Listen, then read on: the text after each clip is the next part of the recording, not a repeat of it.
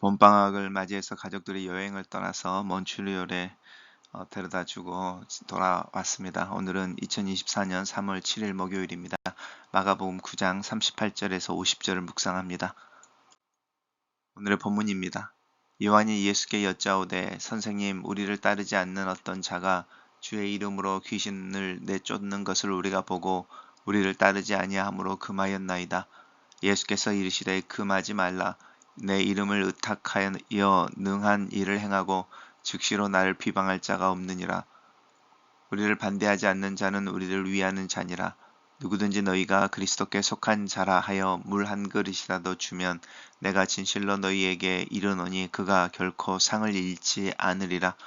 또 누구든지 나를 믿는 이 작은 자들 중 하나라도 실족하게 하면 차라리 연자 맷돌에 그 목을 매어 바다에 던지는 것이 나으니라. 만일 내 손이 너를 범죄케 하거든 찍어버리라. 장애인으로 영성에 들어가는 것이 두 손을 가지고 지옥 곧 꺼지지 않는 불에 들어가는 것보다 나으니라. 없음. 만일 내 발이 너를 범죄하게 하거든 찍어버리라. 다리 저는 자로 영성에 들어가는 것이 또 두 발을 가지고 지옥에 들어가는 것보다 나으니라. 만일 내 눈이 너를 범죄하게 하거든 빼어버리라. 한 눈으로 하나님의 나라에 들어가는 것이 두 눈을 가지고 지옥에 던져지는 것보다 나으니라.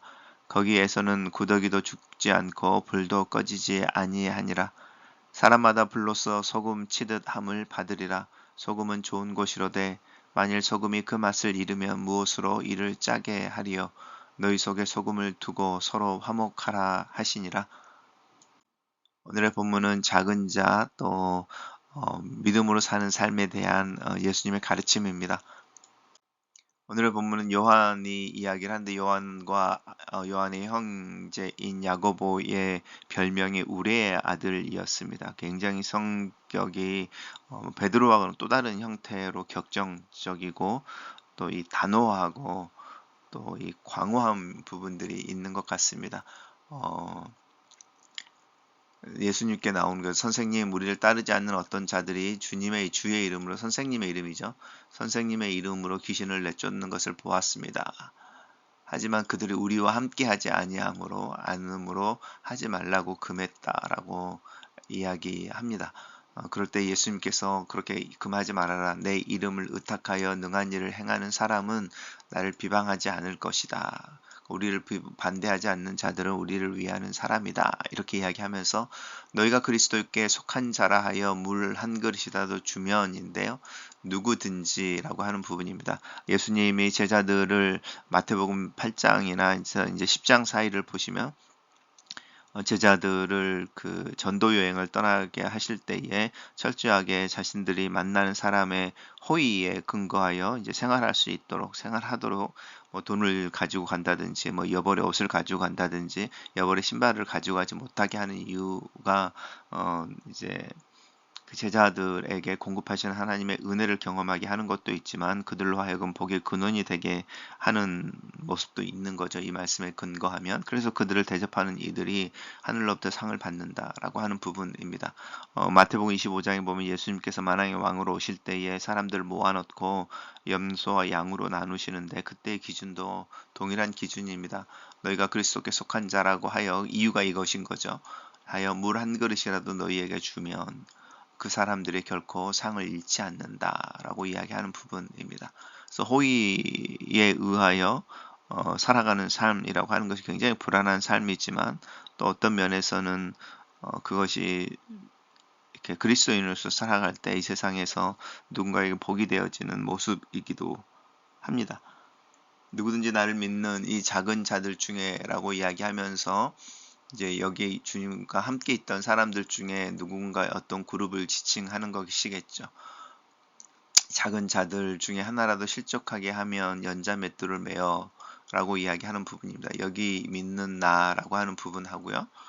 또 우리가 지금 맥락이 누구랑 이야기를 하고 있냐면 제자들과 이야기를 하고 있습니다. 왜냐하면 요한이 오늘의 본문의 시작이잖아요. 그러면 지금 여기 나를 믿는 자들 중에라고 하는 이 사람들도 이 사람들도 예수님을 따르는 제자들 중에 있는 사람이고 누구든지라고 하는 부분도 사실은 제자들을 포함하고 있는 말인 거죠. 여기에서 누구든지는 예수님의 제자들이 제외되어진 예수님의 제자들을 대하는 일반 사람들이라고 한다면 이 누구든지라고 하는 부분은 이제 좀 다른 개념인 거죠. 그래서 좀 좁혀져 있습니다. 누구든지 실족하게 한다면 연자맷들을 메고 바다에 들어가는 것이 좋다. 이렇게 말하는 것이고요.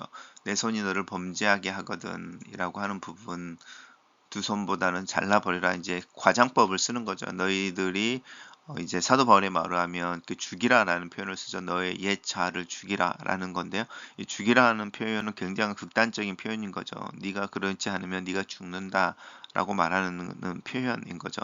이것은 마치 구약에서 안식일을 강조할 때에 안식일을 지키지 않는 사람은 죽여라라고 말하는 부분과도 연결되어지는 부분이 있습니다. 이제 과장법을 써서 극단의 형태로 그것이 얼마나 치열하고 또 중요한 것인지, 그래서 너는 그것을 절실하게 살아내야 한다라고 하는 부분입니다. 그 다음에 나오는 이 범죄하거든이라고 하는 부분, 두 손을 가지고 지옥불에 들어가지 않는 것, 꺼지지 않는 불에 들어가는 것보다는 낫다라고 하는 것, 발이라고 하는 거, 한 다리를 저는 자로 가는 것이 영생에 들어가는 것이, 내 눈이라고 해서 눈 하나, 두 눈을 가지고 지옥에 가는 것보다는 하나를 가지고 하나님 나라에 들어가는 것이 좋다라고 하는데요. 이게 이제 과장법인데 예수님께서 이스라엘의 어떤 화법으로 이야기를 하는 겁니다. 계속 이제 병행해서 이야기하는 내용이죠. 이제 하나가 조금씩 다른 말로 번역되어지고 있는데, 그것들 잘 살펴보시면 일단은 영생에 들어가는 것이라고 이야기하는 부분이죠. 장애인으로 영생에 들어가는 것, 달리 저는 자로 영생에 들어가는 것, 한 눈을 가지고 하나님 나라에 들어가는 것, 이렇게 말하면서 이 영생이라고 하는 것과 하나님 나라라고 하는 부분이 연결되어져 있는 것을 알 수 있습니다. 단순히 영원히 사는 것의 문제가 아니라는 것이죠. 영생에 들어간다라고 표현하고 있는 것, 영생을 가진다라고 이야기하지 않고 어떤 그 관계 속으로 들어가거나 어떤 영역으로 들어가는데, 그럼 영생이라고 하는 영역이라고 하는 것은 어떤 의미일까? 이것은 이제 하나님의 나라라고 하는 것에 들어가는 것으로 구체화되어질 때 알게 되죠. 그래서 하나님 나라라고 하는 것은 하나님이 다스리는 것이고요. 하나님의 나라에 들어가면 그 나라를 다스리는 왕과의 관계, 또 그분의 법 아래에서 사는 삶을 경험하게 되는 거죠. 영생이라고 하는 것이 바로 그것인 거죠. 영원히 산다의 개념이 아니라 하나님의 다스림 아래에서 하나님이 누구이신지를 알고 하나님의 주권과 통치와 공급하심 안에서 살아가는 삶인 것이죠. 그것이 천국에서의 삶인 것이고, 그래서 우리는 이 영생이라든지 하나님의 나라라고 하는 부분을 죽으면 가는 곳이 아니라 지금 이곳에서 가는 곳인데, 그리고 경험할 수 있는 것인데, 그것은 절실한 것이고 절대적인 것이어서 기꺼이 대가를 지불할 줄 알아야 하고, 또 내 내면에서 또 내 삶에서 일어나는 내 자신과의 싸움이라고 하는 부분에서 철저해야 내 주변에 있는 다른 이들을 돕고 실족하지 않게 할 수 있다라고 하는 부분입니다. 여기서 말하는 이 작은 자라고 하는 것은 나와 함께 신앙생활을 하고 그리스도에 대한 동일한 신앙을 고백하지만 나의 관심이 가지 않고 또 내가 무시해버려도 나에게 아무런 영향이 없는, 그러니까 나에게 가치가 별로 없는, 아니면 쓸모가 별로 없어 보이는 이런 사람들이라고 할 수 있습니다. 그러면서 이제 소금은 좋은 것이로되라고 갑자기 소금 이야기를 하고 있습니다. 너희 속에 소금을 두고 서로 화목하라 이렇게 이야기하는데요. 그럼 이 소금이라고 하는 것은 우리가 서로 화목하게 될 때, 또 아니면 화목하게 하기 위해서 필요한 무엇인가를 의미하는 거죠. 그것을 이제 위에서 이야기를 한다면 이 물 한 그릇이라도 주는 어떤 행위이고, 그 행위 안에 담겨져 있는 호의라고 하는 부분인 것이고요. 또 다른 이들을 실족하지 않게 하기 위한, 특별히 작은 자들이라고 하는 이들을 실족하지 않게 하기 위한 내 자신의 절제, 또 나 자신에 대한 컨트롤, 자기 훈련이라고 하는 부분인 것이죠. 그 부분이 소금이라고 하는 형태로 나와 있습니다. 빛이라고 하는 것은 선한 우리의 행동, 그리스도 하나님의 말씀을 지켜 행함으로 드러내는 선한 행동이라고 한다면, 이 소금이라고 하는 것은 우리가 속해 있는 공동체와 관계 속에서 화목을 위해서 우리가 할 수 있는 어떤 모습입니다.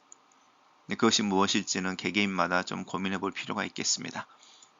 단락을 요약해 보겠습니다.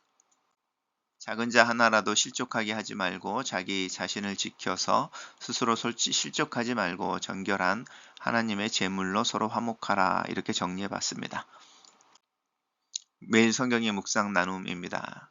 예수님은 제자 공동체를 열린 공동체여야 한다고 말씀하십니다. 죽음을 향해 가시는 예수님의 길을 자신들의 지위를 확보하기 위한 길로 착각하는 제자들은 귀신을 쫓아내는 자신들의 독점적인 지위가 위협을 당하자 그 어느 때보다 적극적으로 대응합니다.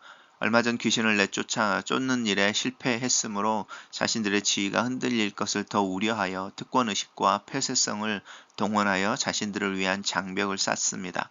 하지만 예수님은 주님을 진정으로 따르는 이라면 12제자와 동등한 제자 공동체의 일원으로 수용해야 한다고 하십니다. 귀신을 쫓는 이는 물론 제자들에게 물 한 잔을 대접하는 이들까지도 예수님을 따르는 12제자들과 동일한 지위를 하나님 앞에서 지닌다고 말씀하시는 것 같습니다. 십자가를 따르는 길 위에 함께 서 있다면 그리스도인은 작은 차이 때문에 벌어지는 소모적인 논쟁과 편가르기를 멈춰야 합니다. 작은 자가 되기 위해서 또 작은 자가 되어야 하는 제자의 삶은 안 그래도 세상에서 실족하고 절망한 일이 많을 것입니다. 그런데 이런 제자들의 겸손함과 연약함을 틈타 더 힘들게 하는 자들이 있습니다. 주님은 그들을 향한 무서운 심판을 예고하십니다. 그러니 작은 자로 교회에 몸 담은 내가 나보다 더 연약한 지체를 실족하지 않게 하도록 주의해야 합니다. 작은 자의 삶에 지치고 넘어져 믿음의 길에서 떠나지 않도록 조심하라고 경고하십니다.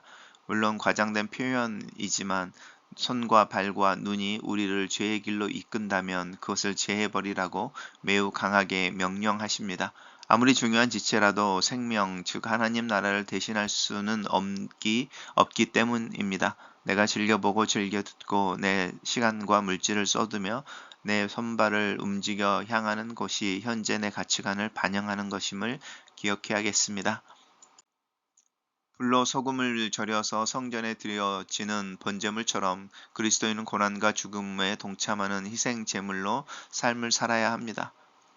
소금에 절여진 그리스도인은 세상의 소금이 되어 남을 이겨서 큰 자가 되고 남을 실족하게 하는 세상과는 달리 섬김과 나눔을 통해 남을 세우고 일으키며 화목하게 하는 자들이 되어야 합니다.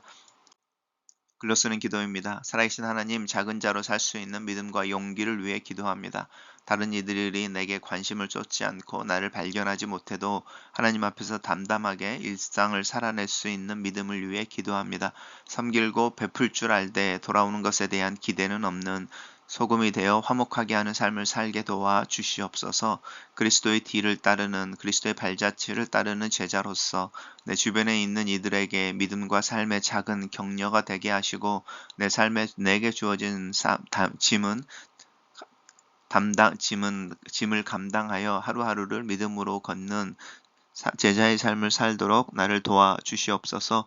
예수님 이름으로 기도합니다. 아멘.